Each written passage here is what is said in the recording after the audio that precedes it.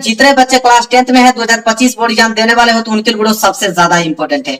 मेरे प्यारे बच्चों, आज मैं आप लोगों को सामाजिक विज्ञान का एक वायरल पेपर बताने वाला हूं जो कि आपके एग्जाम में 100% ये पेपर बनने वाला है।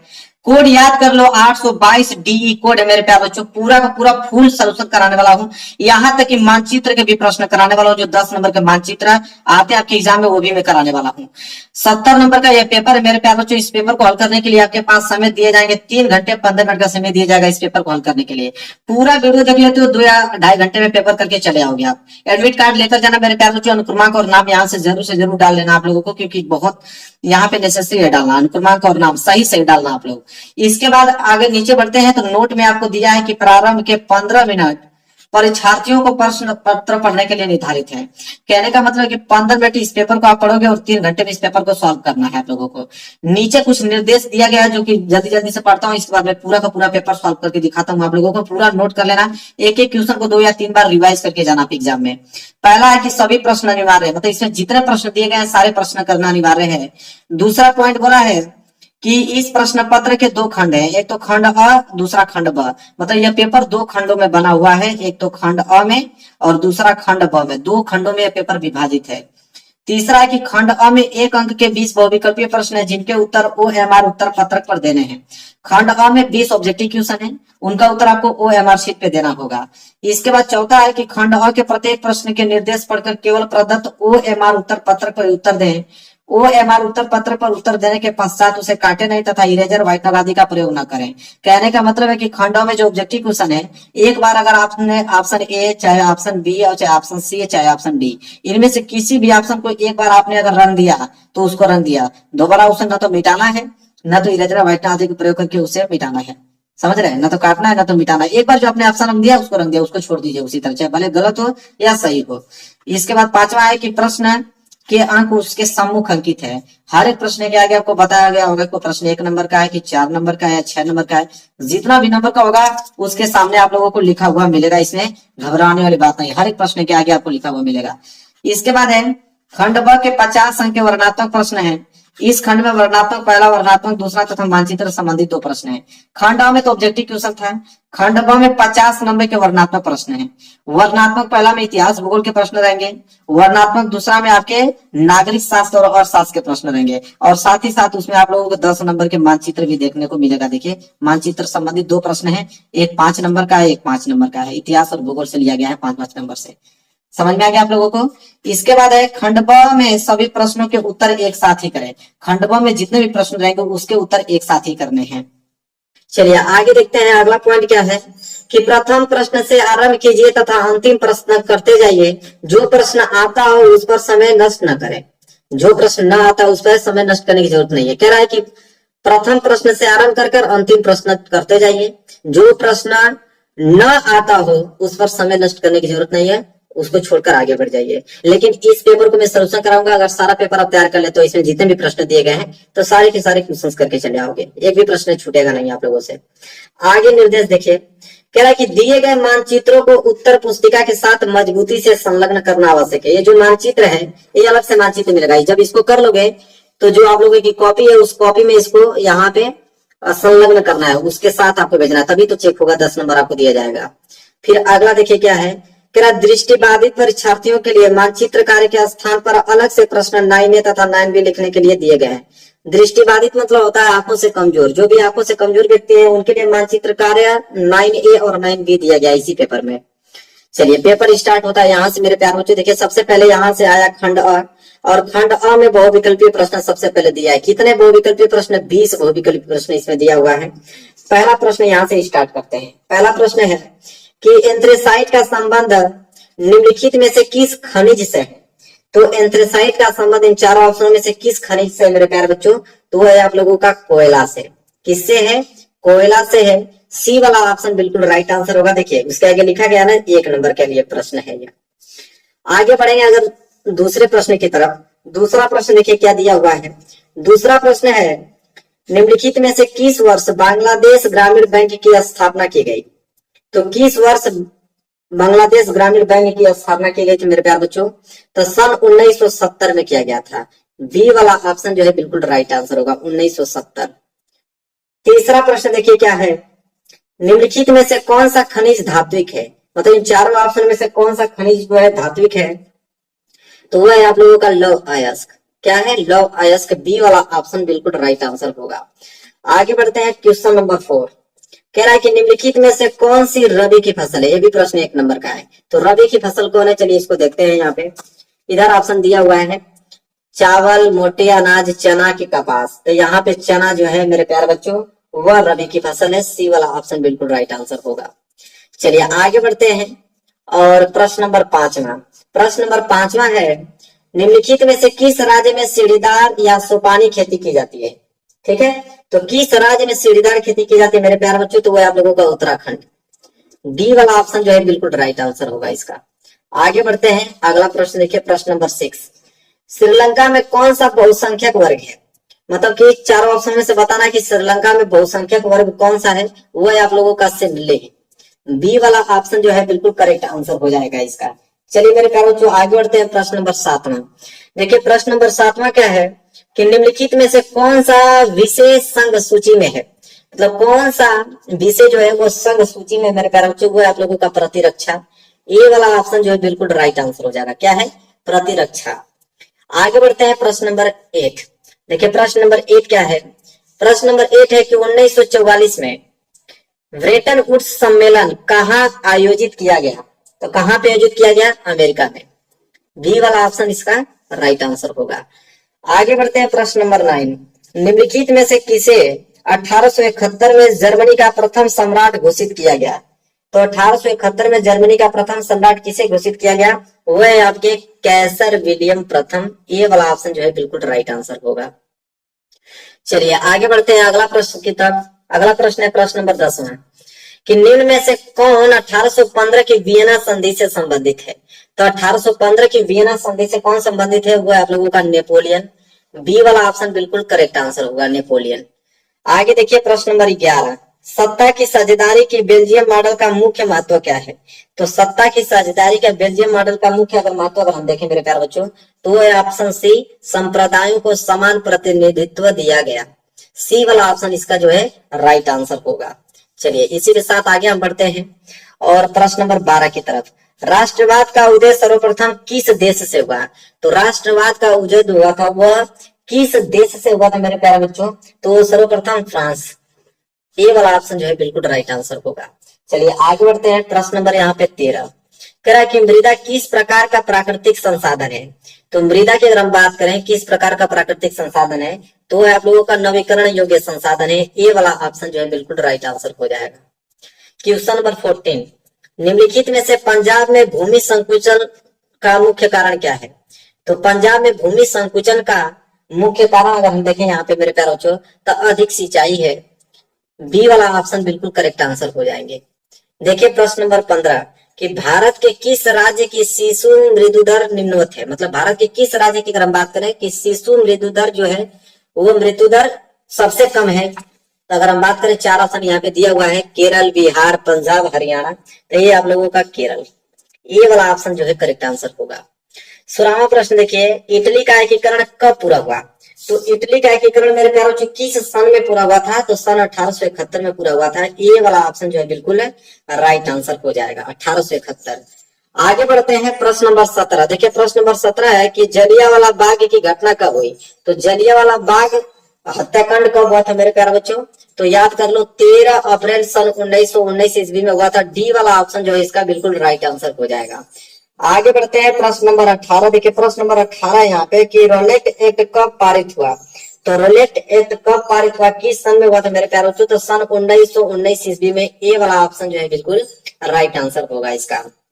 चलिए आगे बात करते हैं प्रश्न नंबर 19। असहयोग आंदोलन का मुख्य कारण क्या था, तो असहयोग आंदोलन का मुख्य कारण अगर हम बात करें तो वह आप लोगों का खिलाफत आंदोलन। सी वाला ऑप्शन जो है बिल्कुल राइट आंसर होगा, खिलाफत आंदोलन। इसी के साथ 20वां प्रश्न, लास्ट प्रश्न है बहुविकल्पीय प्रश्न का कि वंदे मातरम गीत के लेखक कौन थे, तो वंदे मातरम गीत कौन लिखे थे मेरे प्यारे बच्चों, तो बंकिम चंद्र चटर्जी। ठीक है, यहाँ पे ए वाला ऑप्शन जो है बिल्कुल राइट आंसर हो जाएगा। चलिए, तो वहां से आप लोगों का खंड अ जो 20 नंबर के बहुविकल्पीय प्रश्न थे वो समाप्त हो गए। यहाँ से खंड ब जो कि वर्णनात्मक प्रश्न 50 नंबर वाले स्टार्ट होंगे, और उसमें सबसे पहले आप लोगों को देखने को मिलेगा लघु उत्तरीय प्रश्न, जो कि 4 नंबर के लिए प्रश्न पूछे जाते हैं। इसमें देखिए लिखा गया है कि निम्नलिखित प्रश्नों के उत्तर प्रत्येक लगभग 80 शब्दों में दीजिए। मतलब जितने भी प्रश्न हैं सभी प्रश्नों का उत्तर 80 शब्दों में देना होगा लघु उत्तरीय के, जो कि कितने नंबर के लिए पूछे जाते हैं, 4 नंबर के लिए आपके एग्जाम में आता है। मैं पूरा का पूरा सॉल्यूशन कराने वाला हूं मेरे प्यारे बच्चों। पहला प्रश्न देखिए क्या पूछा गया है कि भारत में राजनीतिक क्षमता के विकेंद्रीकरण के पीछे क्या मूल सोच थी। यह प्रश्न 4 नंबर के लिए है। चलिए इसका मैं सलूशन आप लोगों को बताता हूं। यहाँ पे देखिए, यहाँ पे पहला वाला उत्तर आप लिखोगे कि जन केंद्र और राज्य सरकार में शक्तियां लेकर स्थानीय सरकारों को दी जाती है तो इसे सत्ता का विकेंद्रीकरण कहते हैं। इसके पीछे बुनियादी सोच यह है कि अनेक मुद्दों और समस्याओं को निपटारा स्थानीय स्तर पर ही बढ़िया ढंग से हो सकता है। भारत में सत्ता के विकेंद्रीकरण के लिए सभी राज्यों में गांव के स्तर पर ग्राम पंचायतों और शहरों में नगर पालिकाओं की स्थापना की गई थी, लेकिन उन्हें राज्य सरकारों के सीधे नियंत्रण में रखा गया था। इन स्थानीय सरकारों के लिए नियमित ढंग से चुनाव भी नहीं कराए जाते थे। इनके पास न तो कोई अधिकार था न कोई संसाधन। विकेंद्रीकरण का वास्तविक स्वरूप 1992 में परिलक्षित हुआ। 1992 में संविधान में संशोधन करके लोकतांत्रिक शासन व्यवस्था के तीसरे स्तर को मजबूत बनाया गया। ये इसका आंसर है, जो कि 80 शब्दों में मैंने यहाँ पे लिखा हुआ है। इतना लिखोगे तब जाके आप लोगों को 4 नंबर दिया जाएगा। ठीक है, इसके नीचे उसका कारण भी हम लोग लिखेंगे। ठीक है, कारण भी बहुत जरूरी है लिखना। तो उसका पहला लिखो उसमें कि अब स्थानीय स्वशासी निकायों के चुनाव नियमित रूप से कराना संवैधानिक बाध्यता है। और दूसरा इसका है कि निर्वाचित स्वशासी निकायों के सदस्य तथा पद अधिकारियों के पदों को अनुसूचित जातियों, जनजातियों और पिछड़ी जातियों के लिए सीटें जो है आरक्षित है। तीसरा यह है कि राज्य सरकारों को अपने राजस्व और अधिकारों को कुछ हिस्सा इन स्थानीय स्वशासी निकायों को देना पड़ता है। चौथा अगर हम बात करें, कह रहा है कि कम से कम 1/3 पद जो है महिलाओं के लिए आरक्षित है। और लास्ट 5वां है कि हर राज्य में पंचायत और नगर पालिका चुनाव कराने के लिए राज्य चुनाव आयोग नामक स्वतंत्र संस्था का गठन किया गया है। इस संशोधन द्वारा स्थानीय स्तर पर शासन को अधिक शक्तिशाली और प्रभावी बनाया गया। ये है आप लोगों का पहला आंसर। ठीक है, कंप्लीट हुआ। चलिए, अगर ये नहीं करना आप चाहते हो पहला वाला, तो नीचे आपको अथवा करके एक प्रश्न और नीचे दिया गया है। क्या है कि भारत में केंद्र और राज्यों के बीच सत्ता के बंटवारे की किन्हीं 2 विशेषताओं को उल्लेख कीजिए। यहाँ पे 4 नंबर के लिए है यह प्रश्न। ठीक है, अब इसका चलिए उत्तर हम बताते हैं कैसे इसको लिखेंगे। देखिए इसका आंसर कैसे लिखोगे आप। इसका आंसर लिखोगे मेरे प्यारों के उत्तर में कि संविधान में स्पष्ट रूप से केंद्र और राज्य सरकारों के बीच विधायी अधिकारों का बंटवारा निम्न प्रकार से किया गया है। किस प्रकार से? तो पहली हेडिंग आपकी होनी चाहिए संघ सूची। संघ सूची में आप लिखोगे कि इसमें प्रतिरक्षा, विदेश, बैंकिंग, संचार, मुद्रा जैसे राष्ट्रीय महत्व के विषय हैं और इन पर केंद्र सरकार का कानून बनाती है। मतलब केंद्र सरकार इस पर कानून बनाती है। दूसरा हेडिंग आप डालोगे राज्य सूची। राज्य सूची में लिखोगे कि इसमें आपके पुलिस, व्यापार, वाणिज्य, कृषि, सिंचाई जैसे प्रांतीय महत्व के विषय आते हैं। इन पर कानून बनाने का अधिकार राज्य सरकार को होता है। इसके बाद तीसरा आता है समवर्ती सूची। इसमें लिखोगे कि इसमें शिक्षा, वन, मजदूर संघ, विवाह जैसे विषय शामिल हैं। इन पर कानून बनाने का अधिकार किनको होता है? केंद्र तथा राज्य दोनों सरकारों को होता है। लेकिन जब दोनों के कानूनों में टकराव हो तो केंद्र सरकार द्वारा बनाया कानून ही क्या होता है? मान्य होता है। और चौथा अगर हम बात करें तो चौथा होता है मेरे प्यारे बच्चों अवशिष्ट।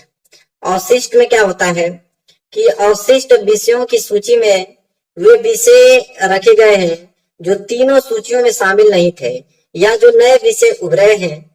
इन पर केंद्र सरकार कानून बनाती है। क्लियर हो गया? कोई डाउट नहीं होना चाहिए। तो दोनों प्रश्न क्लियर हो गया ना। या तो आप ये करो या तो ये वाला करो अथवा करके।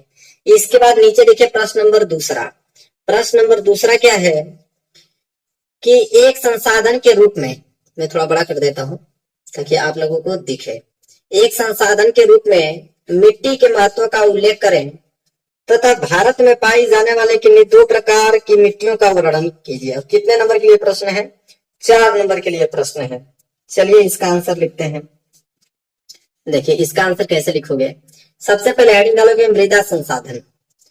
मृदा संसाधन हेडिंग डालने के बाद लिखोगे कि मिट्टी अथवा मृदा सर्वाधिक महत्वपूर्ण नवीकरण योग्य प्राकृतिक संसाधन है। मिट्टी में ही पौधे विकसित होते हैं जो पृथ्वी के जीव जंतुओं की कई प्रजातियों को भोजन प्रदान करती हैं। कुछ सेंटीमीटर मृदा के निर्माण में लाखों वर्ष का समय लगता है। अब दो मिट्टी का प्रकार भी पूछा था, तो हम दो मिट्टी के प्रकार भी बताएंगे, जिसमें से पहला हेडिंग आप डालोगे जलोढ़ मृदा। जलोढ़ मृदा हेडिंग डालने के बाद लिखोगे कि भारत का संपूर्ण उत्तरीय मैदान जलोढ़ मृदा से बना है। यह मृदा हिमालय के 3 महत्वपूर्ण नदी तंत्रों सिंधु, गंगा और ब्रह्मपुत्र नदियों द्वारा लाए गए निक्षेपों से बनी है। जलोढ़ मृदा में रेत, सिल्ट और मृत्तिका के विभिन्न अनुपात पाए जाते हैं, जिस कारण यह बहुत ही ज्यादा उपजाऊ होती है और इसमें पोटास, फास्फोरस और चूना होता है। यह मृदा गन्ने, चावल, गेहूं और अन्य अनाजों तथा दलहन फसलों की खेती के लिए क्या होती है? उपयुक्त होती है। वही अगर हम दूसरी मृदा के प्रकार देखें तो काली मृदा हेडिंग डाल लेना और इसमें लिखना है कि इन मृदाओं का रंग काला है, इन्हें रेंगर मृदा भी कहा जाता है। काली मृदा कपास की खेती के लिए उचित समझी जाती है और इस प्रकार की मृदा जो होती है वो दक्कन पठार के क्षेत्र के उत्तर पश्चिमी भागों में पाई जाती है। ये मृदाएं महाराष्ट्र, सौराष्ट्र, मालवा, मध्य प्रदेश और छत्तीसगढ़ के पठार में पाई जाती है। ये मृदाएं कैल्शियम कार्बोनेट, मैग्नीशियम, पोटास और चूने जैसे पौष्टिक तत्वों से परिपूर्ण होती है। क्लियर हो गया? चलिए अगर ये प्रश्न नहीं आप करना चाहते हो जो मैंने बताया, तो अथवा करके एक प्रश्न नीचे और दिया गया है। यह प्रश्न क्या है कि अभ्रक की उपयोगिता बताइए एवं भारत में इसके किन्हीं दो उत्पादक राज्यों का भी उल्लेख कीजिए। यह भी प्रश्न 4 नंबर का ही है, तो दोनों में से कोई एक ही प्रश्न करना है। चलिए अब इसका उत्तर देख लेते हैं। तो इसका उत्तर आप कैसे लिखोगे? देखिए यहाँ पे लिखा गया ना अथवा। अथवा वाला सबसे पहले तो हेडिंग आप क्या डालोगे मेरे प्यारे बच्चों? अभ्रक डालोगे। अभ्रक हेडिंग डालने के बाद लिखोगे इसमें कि अभ्रक अथवा अबर के प्लेटो अथवा पत्रण क्रम के रूप में प्राप्त होता है। इसका चादरों के रूप में सरलता से निर्माण किया जा सकता है। अभ्रक की परतें इतनी पतली हो सकती है कि थोड़ी मोटाई कुछ सेंटीमीटर में हजारों परतें समाहित हो सकती हैं। अभ्रक जो होता है पारदर्शी होता है। इसका रंग काला, हरा, लाल, पीला, भूरा इत्यादि होता है। यह विद्युत की कुचालक होती है और यह इसका सर्वाधिक उत्कृष्ट गुण है। ऊर्जा ह्रास के निम्न गुणांक तथा उच्च वोल्टेज के प्रतिरोधी गुणों के कारण इसका उपयोग जो है विद्युत इलेक्ट्रॉनिक उद्योगों में सर्वाधिक होता है। छोटा नागपुर का पठार, झारखंड की उत्तरी हिस्सा अभ्रक का सिरस्त भंडार है। बिहार, झारखंड की कोडरमा, गया, हजारीबाग, पेटी अग्रणी अभ्रक उत्पादक क्षेत्र हैं। राजस्थान के अजमेर के आसपास अभ्रक उत्पादक क्षेत्र हैं और इसके अतिरिक्त अगर हम बात करें तो आंध्र प्रदेश के नेल्लोर अभ्रक पेटी में भी महत्वपूर्ण अभ्रक उत्पादक पेटी है। तो यह इसका आंसर है। तो दोनों में से जो आपको आसान लगे दोनों में से कोई भी कर लीजिए, या तो आप ये वाला कर सकते हो या तो नीचे वाला कर सकते हो। क्लियर हो गया? 2 प्रश्न है। आगे बढ़ते हैं। अगला प्रश्न देखिए। अगला प्रश्न है तीसरा प्रश्न। तीसरा प्रश्न क्या बोल रहा है कि राष्ट्रीय आय तथा प्रति व्यक्ति आय में विभेद कीजिए।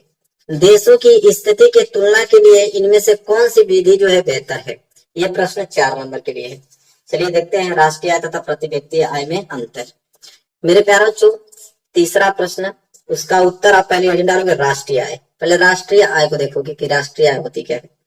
इसमें पहला पॉइंट डालोगे कि राष्ट्रीय आय अथवा लभ्यांश उत्पादन के साधनों द्वारा किसी एक निश्चित समय में प्राय 1 वर्ष में उत्पादन किए गए प्रत्येक पदार्थ एवं सेवा की वास्तविक या शुद्ध मात्रा होती है। उसी में दूसरा पॉइंट लिखोगे कि राष्ट्रीय आय किसी देश में वर्ष भर उत्पादित की गई वस्तुओं एवं सेवाओं के मौद्रिक मूल्य का संपूर्ण योग होती है। तीसरा पॉइंट उसमें लिखोगे कि राष्ट्रीय आय में वृद्धि आर्थिक विकास की सूचक नहीं है, क्योंकि राष्ट्रीय आय बढ़ने के साथ साथ यदि जनसंख्या भी बढ़ती जा रही है तो सही अर्थों में आर्थिक विकास नहीं हो पा रहा है। ठीक है, आप हेडिंग डालोगे प्रति व्यक्ति आय, और प्रति व्यक्ति आय में पहला पॉइंट लिखोगे कि प्रति व्यक्ति आय का अभिप्राय देश के एक व्यक्ति को निश्चित समय में, जैसे प्राय 1 वर्ष अगर मान लें, तो प्राप्त होने वाली आय से होता है। दूसरा है कि किसी देश की राष्ट्रीय आय को उस देश की कुल जनसंख्या से भाग देने पर हमें प्रति व्यक्ति आय प्राप्त हो जाती है, और किसी की प्रति व्यक्ति आय आपको निकालनी है तो उसका वास्तविक बटे जनसंख्या का कितना आकार इसमें भाग दे दोगे तो आपको प्रति व्यक्ति आय निकल जाएगा। और तीसरा पॉइंट उसी में है कि प्रति व्यक्ति आय में वृद्धि आर्थिक विकास होने का अधिक विश्वसनीय सूचक है। ये तीसरा पॉइंट है। चलिए, ये भी प्रश्न क्लियर हो गया। अन्यथा तीसरा वाला प्रश्न नहीं करना चाहते हो तो तीसरे में ही अथवा करके एक प्रश्न दिया है कि विदेशी व्यापार से आप क्या समझते हैं। विदेशी व्यापार को अनुकूल बनाने के लिए कोई 2 सुझाव आपको दीजिए। और ये भी प्रश्न कितने नंबर के लिए है? 4 नंबर के लिए भी प्रश्न है। चलिए इसको देख लेते हैं। तो अथवा करके देखिए, लिखा हुआ है कि 2 या 2 से अधिक देशों के बीच होने वाले व्यापार को विदेशी व्यापार कहते हैं। दूसरे शब्दों में अगर हम बात करें तो विदेशी व्यापार से तात्पर्य 2 या 2 से अधिक देशों में वस्तुओं तथा सेवाओं के विनिमय से है। इसमें आयात तथा निर्यात शामिल है। नीचे लिखोगे कि विदेशी निवेश को आकर्षित करने के लिए भारत सरकार द्वारा उठाए गए जो कदम है वो क्या है? निम्नलिखित है। चलिए देखते हैं कौन कौन से कदम उठाए गए हैं। तो यहाँ से पहला कदम उठाया गया है कि विदेशी निवेश के प्रतिबंध को हटाया गया है। दूसरा कि तकनीकी तथा विदेशी कच्चे माल के आयात पर प्रतिबंध हटाया गया है। और तीसरा यह है कि उद्यमों और स्थापित करने के लिए लाइसेंसिंग प्रथा को हटाया गया है। क्लियर हो गया यह प्रश्न? आगे बढ़ते हैं। देखिए प्रश्न नंबर 4। प्रश्न नंबर 4 मेरे प्यारे बच्चों है कि प्रथम विश्व युद्ध के पश्चात होने वाली महामंदी के कारणों की समीक्षा कीजिए। यह प्रश्न कितने नंबर के लिए? 4 नंबर के लिए। चलिए इसका उत्तर देखते हैं प्रश्न नंबर 4 का। चलिए इसका उत्तर कैसे आप लिखोगे प्रश्न नंबर 4 का कि 1919 की महामंदी का प्रभाव जो है भारत पर भी पड़ा। महामंदी ने भारतीय व्यापार को फौरन प्रभावित किया। 1928 से लेकर 1934 के बीच देश के आयात निर्यात घटकर लगभग आधे रह गए थे। 1928 से 1934 के बीच भारत में गेहूं की कीमत जो थी वो 50% गिर गई। शहरी निवासियों के मुकाबले किसानों और काश्तकारों को ज्यादा नुकसान हुआ। यद्यपि कृषि उत्पादों की कीमत तेजी से नीचे गिरी, लेकिन सरकार ने लगान वसूली में छूट देने से इनकार कर दिया। सबसे बुरी मार उन काश्तकारों पर पड़ी जो विश्व बाजार के लिए उपज पैदा करते थे। टाट का निर्यात बंद होने से कच्चे पटसन की कीमतों में 60% से ज्यादा गिरावट आ गई। मंदी के इन्हीं सालों में भारत कीमती धातुओं का, खास तौर से सोने का निर्यात करने लगा। 1931 में महामंदी अपने चरम पर थी और ग्रामीण भारत असंतोष व उथल पुथल के दौर से गुजर रहा था। यह मंदी शहरी भारत के लिए अधिक दुखदायी नहीं रही। कीमतें गिरते जाने के बावजूद शहर में रहने वाले ऐसे लोगों की हालत ठीक रही जिनकी आय जो थी वो निश्चित थी। चलिए ये भी प्रश्न हमने करा दिया आप लोगों को। अगर ये चौथा वाला प्रश्न नहीं कर पाओगे तो अथवा करके एक प्रश्न और दिया गया है। वो प्रश्न यह है कि 1928 से 1934 के मध्य होने वाली महामंदी का भारतीय अर्थव्यवस्था पर पड़ने वाले प्रभाव की समीक्षा कीजिए। और ये भी प्रश्न कितने नंबर के लिए है? ये भी प्रश्न 4 नंबर के लिए ही है। चलिए इसका आंसर देखते हैं अथवा वाला का।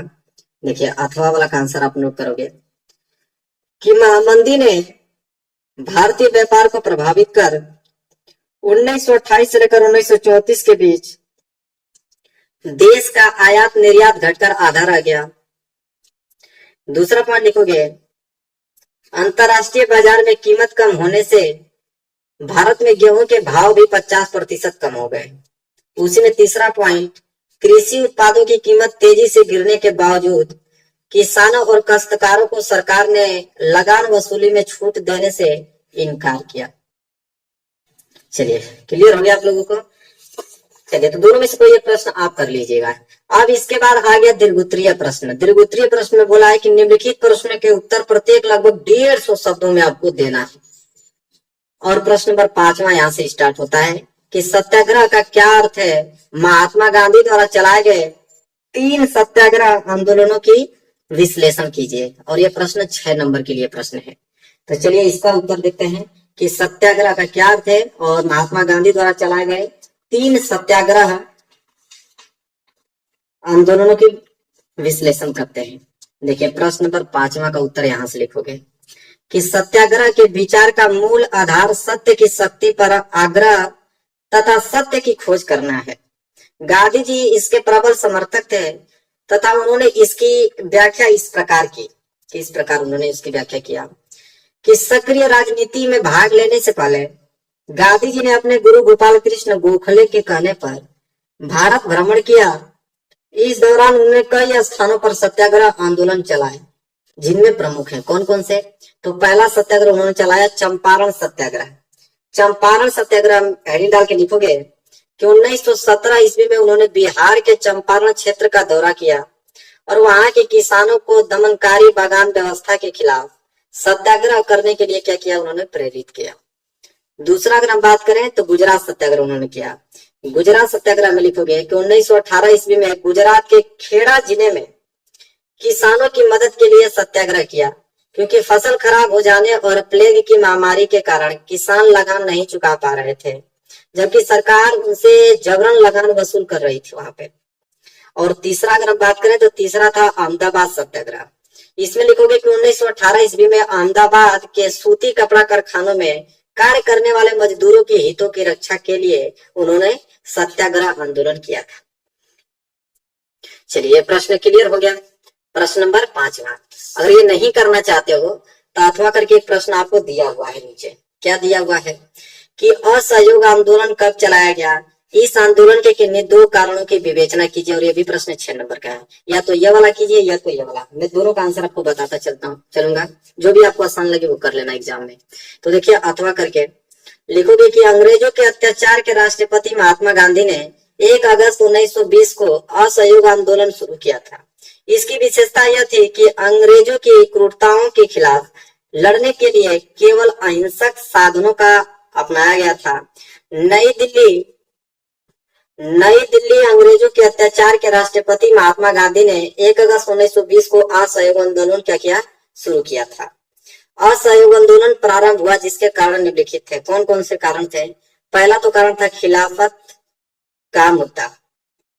इसके बाद दूसरा है पंजाब में सरकार की बर्बर कार्रवाइयों के विरुद्ध न्याय प्राप्त करना। और अंततः तीसरा यह था कि स्वराज की प्राप्ति करना। और इन आंदोलनों के परिणाम कौन कौन से थे। तो परिणाम ये थे मेरे प्यारे बच्चों, पहला तो था जनता का अपार सहयोग मिला। दूसरा, देश की शिक्षण संस्था लगभग बंद सी हो गई क्योंकि छात्रों ने उनका त्याग कर दिया था। और तीसरा सहयोग मिला कि राष्ट्रीय शिक्षा के एक नए कार्यक्रम की शुरुआत की गई और इस सिलसिले में काशी विद्यापीठ और जामिया मिलिया जैसे संस्थाओं की स्थापना हुई थी। और चौथा यह था कि कितने लोगों ने सरकारी नौकरियां छोड़ दी थी, विदेशी वस्त्रों की होली जलाई जाने लगी थी वहां पे। और पांचवा सहयोग ये मिला था कि इस आंदोलन में हिंदू और मुस्लिम दोनों ने एक होकर क्या किया था, भाग लिया था। चलिए मेरे प्यारे बच्चों, प्रश्न नंबर 5 भी यहाँ पे कंप्लीट हो गया। अब आगे बढ़ते हैं। देखिए प्रश्न नंबर 6। प्रश्न नंबर 6 क्या है कि भारतीय समाज में जाति प्रथा अभी भी प्रचलित है, इसके कारण क्या है और इसको समाप्त करने के 2 उपाय आपको बताना है। ये भी प्रश्न कितने नंबर के लिए, 6 नंबर के लिए। चलिए इसका आंसर देखते हैं। तो इसका आंसर आप यहाँ लिखोगे नीचे कि आधुनिक भारत में जाति की संरचना और जाति व्यवस्था में भारी बदलाव आया है, किंतु फिर भी समकालीन भारत से जाति प्रथा विदा नहीं हुई है।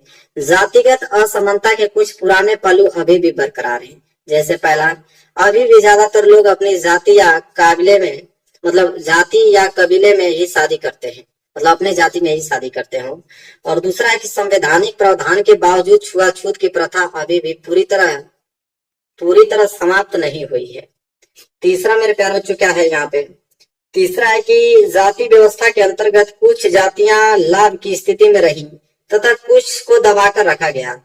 इसका प्रभाव आज भी नजर आता है, यानी ऊंची जाति के लोगों की आर्थिक स्थिति सबसे अच्छी है, वह दलित तथा आदिवासियों की आर्थिक स्थिति सबसे क्या है, खराब है। चौथा अगर हम बात करें तो हर जाति में गरीब लोग हैं, पर गरीबी रेखा के नीचे जीवन बसर करने वालों में अधिक संख्या जो है वह निचली जातियों के लोगों की ही है। ऊंची जातियों में गरीबी का प्रतिशत जो है वो सबसे क्या है, कम है। पांचवा अगर हम बात करें तो पांचवा है कि आज सभी जातियों में अमीर लोग हैं, पर यहाँ भी ऊंची जाति वाले लोगों का अनुपात बहुत ज्यादा है और निचली जातियों का बहुत ही कम। इसके बाद देखिए 6 क्या है कि जो जातियां पहले से ही शिक्षा के क्षेत्र में आगे थीं, आधुनिक शिक्षा व्यवस्था में भी उन्हीं का बोलबाला है। जिन जातियों को पहले शिक्षा से वंचित रखा जाता था उनके सदस्य अभी भी पिछड़े हुए हैं। आज भी जाति आर्थिक हैसियत के निर्धारण में बहुत ही क्या है, भूमिका निभाती है, क्योंकि अभी भी जातिगत असमानताएं जारी है। इसके बाद उसी में लिखोगे कि जाति प्रथा को समाप्त करने के क्या उपाय हैं। तो लिखोगे जाति प्रथा को समाप्त करने के उपाय जो है निम्नलिखित है। कौन कौन से उपाय हैं मेरे प्यारे बच्चों? तो पहला है अंतर जातीय विवाहों को प्रोत्साहन देकर जातिवाद को रोका जा सकता है। जब एक जाति के लोग दूसरे जाति में विवाह संबंधों की स्थापना करेंगे तो जातिवाद की समाप्ति स्वतः ही हो जाएगी। दूसरा क्या है कि जातिवाद को रोकने के लिए शिक्षा का स्तर इतना ऊंचा उठाना चाहिए कि लोग जातीय संकीर्णता से क्या रहे, दूर रहे। चलिए यह भी प्रश्न हो गया, प्रश्न नंबर 6। अगर ये प्रश्न नंबर 6 नहीं करना चाहते हो तो अथवा करके प्रश्न दिया है यहाँ पे कि भारत में महिलाओं के प्रति भेदभाव के तरीकों का वर्णन कीजिए। क्वेश्चन है 6 नंबर का। या तो ये वाला करो या तो अथवा करके ये वाला करो। तो चलिए मैं इसको बता देता हूँ मेरे प्यारे बच्चों। अथवा वाला दोनों बताता चलूंगा, जो आपको आए वो एग्जाम में करके चले आना। देखिए तो यहाँ अथवा करके आप उत्तर लिखोगे। यहाँ पे देखिए उत्तर लिखा हुआ है। क्या लिखोगे मेरे प्यारे बच्चों कि हमारे देश में आजादी के बाद से महिलाओं की स्थिति में कुछ सुधार हुआ है, पर वे अभी भी पुरुषों से काफी पीछे हैं। हमारा समाज अभी भी पितृ प्रधान है।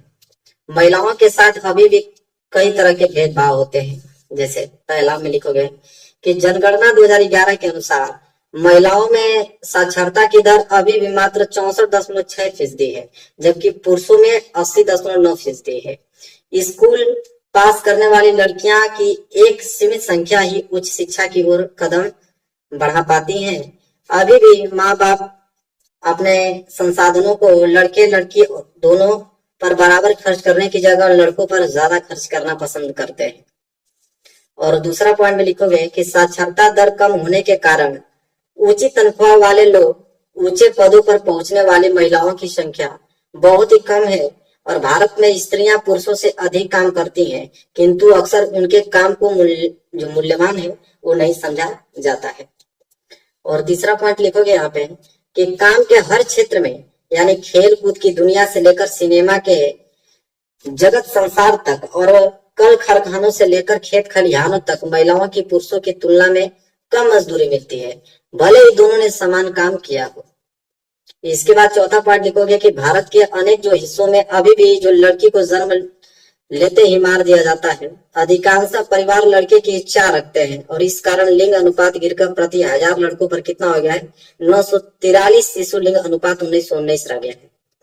वहीं अगर बात करें पांचवा पॉइंट में लिखोगे कि भारत में जो सार्वजनिक जीवन में खासकर राजनीतिक में महिलाओं की भूमिका जो है नगण्य ही है। अभी भी महिलाओं को घर की 4 दीवारी के भीतर रखा जाता है और महिलाओं के लिए पंचायती राज के अंतर्गत स्थानीय सरकार और नगर पालिकाओं में 1/3 पद आरक्षित है। क्लियर हो गया आप लोगों को? कोई डाउट नहीं होना चाहिए। चलिए प्रश्न नंबर 7वां देखिए। प्रश्न नंबर 7वां क्या है कि प्राथमिक एवं द्वितीयक क्षेत्रों की विशेषताओं की विवेचना कीजिए। और ये प्रश्न कितने नंबर के लिए मेरे प्यारे बच्चों? 6 नंबर के लिए। चलिए इसका उत्तर देखते हैं। तो देखिए प्रश्न नंबर 7वां यहाँ पे सबसे पहले निकालोगे प्राथमिक क्षेत्रक। और प्राथमिक क्षेत्रक में लिखोगे पहला पॉइंट कि इसे कृषि और सहयोगी सेवा क्षेत्र के रूप में जाना जाता है। और दूसरा पॉइंट लिखोगे कि यह क्षेत्र प्राकृतिक संसाधनों को दोहन करके वस्तु तथा सेवाओं का उत्पादन करता है। ठीक है। तीसरा है कि यह क्षेत्र असंगठित होता है और पारंपरिक तकनीकों का प्रयोग करता है। इसके बाद चौथा पॉइंट नीचे लिखोगे कि कृषि, वानिकी, मत्स्यान, खनन और पशुपालन से संबंधित गतिविधियां इस क्षेत्र में शामिल हैं। और लास्ट पांचवा पॉइंट है कि भारत जैसे बहुत से विकासशील देशों में इस क्षेत्र में अधिकांश लोग नियोजित हैं। अब लिखो हेडिंग डालोगे द्वितीयक क्षेत्र, प्राथमिक क्षेत्र हो गया, द्वितीयक क्षेत्र में पहला पॉइंट लिखोगे इसे नवनिर्माण क्षेत्र के रूप में जाना जाता है। दूसरा लिखोगे कि यह क्षेत्र की एक वस्तु का रूप बदलकर उसकी उपयोगिता बढ़ा देती है।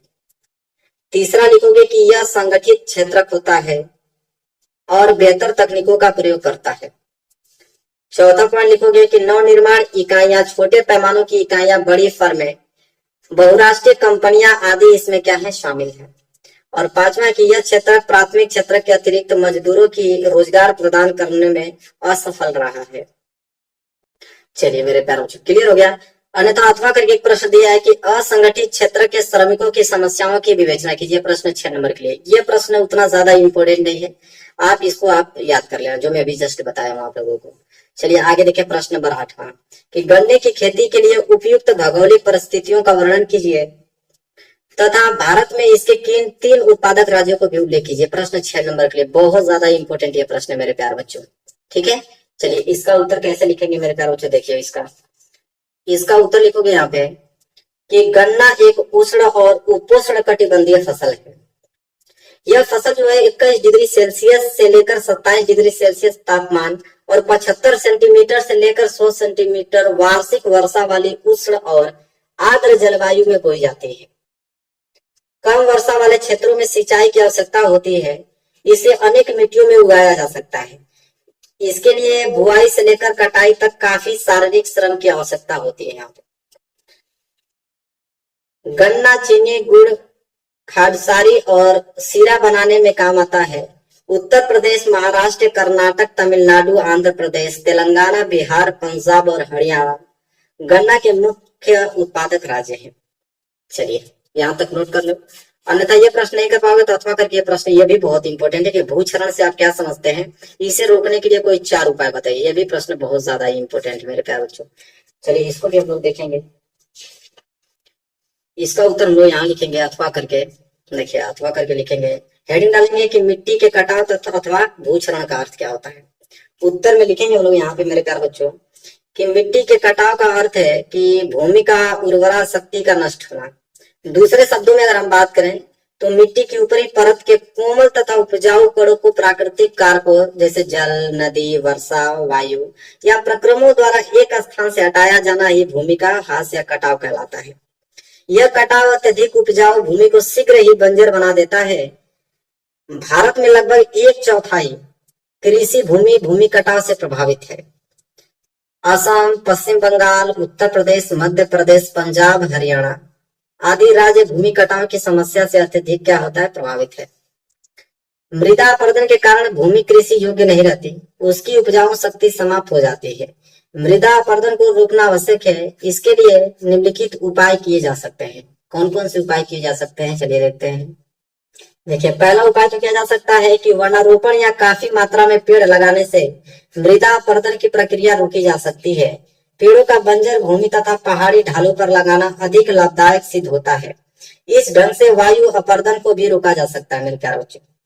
और दूसरा अगर हम बात करें तो ढाल वाली भूमि पर समुच्च रेखाओं के समानांतर हल चलाने से ढाल के साथ जल बहाव की गति घटती है। इसे समुच्च जुताई कहा जाता है। तीसरा अगर हम बात करें तो ढाल वाली भूमि पर सोपान बनाए जा सकते हैं। सोपान कृषि मृदा अपरदन को नियंत्रित करती है। पश्चिमी और मध्य हिमालय में सोपान अथवा सीढ़ीदार खेती काफी क्या है, विकसित है। और चौथा है कि बड़े खेतों को पट्टियों में बांधकर फसलों के बीच में घास की पट्टियां उगाई जाती हैं। यह पौनों द्वारा जनित बल को कम करती है और इस तरीके की कृषि को पट्टी कृषि कहते हैं। ठीक है, यह था इसका उत्तर। चलिए आगे बढ़ते हैं। प्रश्न नंबर 8वां यहाँ पे क्या हो गया, क्लियर हो गया। चलिए अब आगे देखेंगे। अब यहाँ पे स्टार्ट होगा मानचित्र संबंधित प्रश्न। मानचित्र संबंधित प्रश्न मेरे प्यारे बच्चों स्टार्ट हो गया। निर्देश में दिया है कि प्रश्न संख्या 9A तथा 9B मानचित्र संबंधित है। चलिए देखते हैं मेरे प्यारे बच्चों इसको। तो यहाँ पे हम लोग लिखेंगे 9A में देखिए क्या बोला है कि निम्नलिखित स्थानों को भारत के दिए गए रेखा मानचित्र को इस चिन्ह द्वारा नाम सही दर्शाइए। सही नाम तथा सही अंकन के लिए आधे आधे अंक निर्धारित है। मतलब सही नाम बता दोगे तो आधा नंबर मिलेगा, सही डायरेक्शन बता दोगे तो आधा नंबर उस पर दिया जाएगा, मतलब 1 नंबर दिया जाएगा। पहला प्रश्न क्या है कि वह स्थान जहां भारतीय राष्ट्रीय कांग्रेस का अधिवेशन सितंबर 1920 में हुआ। ठीक है, तो कह रहा है कि वह स्थान बताइए जहां भारतीय राष्ट्रीय कांग्रेस का अधिवेशन सितंबर 1920 में हुआ था मेरे प्यारे बच्चों। तो वो तो कलकत्ता था। ठीक है, तो चलिए उसका उत्तर लिखोगे इस तरह। देखिए यहाँ पे लोकेशन कलकत्ता का है, यहाँ पे एरो खींच के 9 का है, कलकत्ता लिखोगे। ठीक है, देख लीजिएगा। इस प्रकार के 2-3 मानचित्र मिलते हैं। बिंदु थोड़ा इधर से उधर हो सकता है मेरे प्यारे बच्चों। ठीक है, लेकिन आपको आंसर मतलब सेम सही रहेगा और आपको एग्जामिनर पूरा नंबर देगा, क्योंकि मानचित्र 2-3 प्रकार से बनते हैं, तो थोड़ा लोकेशन इधर उधर हो सकता है। चलिए देखते हैं दूसरा क्या है कि वह स्थान जहां महात्मा गांधी ने नमक कानून तोड़ा। तो नमक कानून कहाँ पे तोड़ा था? दांडी में। यहाँ लिख दूं क्या, आप समझ लीजिएगा, दांडी में। और इसका पहले का आंसर क्या था? कलकत्ता। ठीक है, पहले का आंसर कलकत्ता था और दूसरे का दांडी है। चलिए दांडी का लोकेशन देखते हैं। तो देखिए दांडी का लोकेशन यहाँ पे है, ये वाला जो लोकेशन है वो दांडी का है। 9 का दूसरा दांडी है, यही है मानचित्र। ठीक है, ये वाला लोकेशन दांडी है। इसके बाद मेरे प्यारे बच्चों देखिए तीसरा प्रश्न क्या है। तीसरा प्रश्न यहाँ बोला है कि वह स्थान जहाँ जलियांवाला बाग की घटना घटी। तो जलियांवाला बाग हत्याकांड कहाँ हुआ था मेरे प्यारे बच्चों? तो अमृतसर में हुआ था। यहाँ पे मैं कहाँ लिखूं? यहाँ पे लिख देता हूँ, आप याद कर लेना, अमृतसर।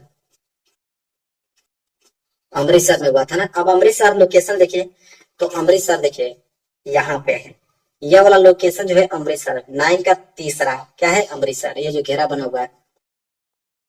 आगे पढ़ते हैं, अगला प्रश्न क्या है? चौथा, वह स्थान जहां महात्मा गांधी का किसान सत्याग्रह आंदोलन हुआ था। किसान सत्याग्रह आंदोलन कहाँ हुआ था? खेड़ा में। अब खेड़ा कहाँ पड़ता है मेरे प्यारे बच्चों? तो खेड़ा आप लोगों का गुजरात में पड़ता है, तो कोष्टक में आप गुजरात लिख लो। तो खेड़ा गुजरात में पड़ता है। अब खेड़ा का लोकेशन देखेंगे, तो देखिए खेड़ा वाला लोकेशन यहाँ पे है। देखिए ये लोकेशन खेड़ा जो कि गुजरात में पड़ता है। क्लियर है आप लोगों को? चलिए अगला प्रश्न देखिए, 5वां क्या है? वह जिला जहाँ चौरी चौरा की घटना घटी। तो चौरी चौरा की घटना कहाँ घटी? गोरखपुर में। तो आपको भी मालूम है कि गोरखपुर में, इसका आंसर आप लिख लो गोरखपुर। अब मेरे प्यारे बच्चों गोरखपुर कहाँ है लोकेशन में? देखिए तो गोरखपुर यहाँ यूपी में पड़ता है। तो यह है गोरखपुर। 9 का 5वां। क्लियर हो गया आप लोगों को? चलिए अब देखिए 9 का बी। 9 का बी देखिए मेरे प्यारे बच्चों क्या है कि दिए गए भारत के मानचित्रों में निम्नलिखित को दर्शाइए। क्या? पहला है उत्तर प्रदेश की राजधानी नगर को इस चिन्ह द्वारा नाम सहित। ठीक है, तो उत्तर प्रदेश की राजधानी क्या है? लखनऊ। आपको भी मालूम है कि उत्तर प्रदेश की राजधानी लखनऊ है। लखनऊ कहाँ पड़ेगा मेरे प्यारे बच्चों? तो लखनऊ आपका पड़ेगा यहाँ पे यूपी में। यूपी में आप लोगों को क्या पड़ेगा? लखनऊ। देखिए ये है लखनऊ। तो यह पॉइंट है जो है लखनऊ कहलाएगा, लेकिन ये लखनऊ आपको नहीं कहलाएगा। लखनऊ की बात करें तो यूपी वाला स्थान यहाँ है, कहीं बीच में आप बना लीजिएगा। देखिए यहाँ पे यूपी का ये वाला लोकेशन है, तो ये आप कर लीजिएगा, ये लखनऊ है। और इसको इस चिन्ह से दर्शाना था, सी वाले से, तो सी वाला लिख लेना। ये वाला नहीं है, इसको आप कैंसिल कर दो, ये वाला पार्ट। उत्तर प्रदेश ये वाला लोकेशन होता है। ठीक है, तो ये होगा लखनऊ। क्लियर है?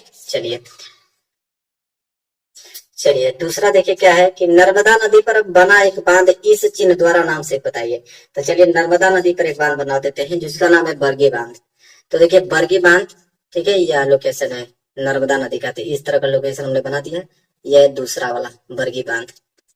तीसरा प्रश्न देखिए क्या है कि दक्षिण भारत की एक प्रमुख नदी इस चिन्ह द्वारा नाम से बताइए। तो वो नदी है गोदावरी। क्या है? गोदावरी। तो देखिए गोदावरी वाला लोकेशन में यहाँ बना दिया, ये गोदावरी नदी है, गोदावरी नदी। तीसरा वाला आंसर।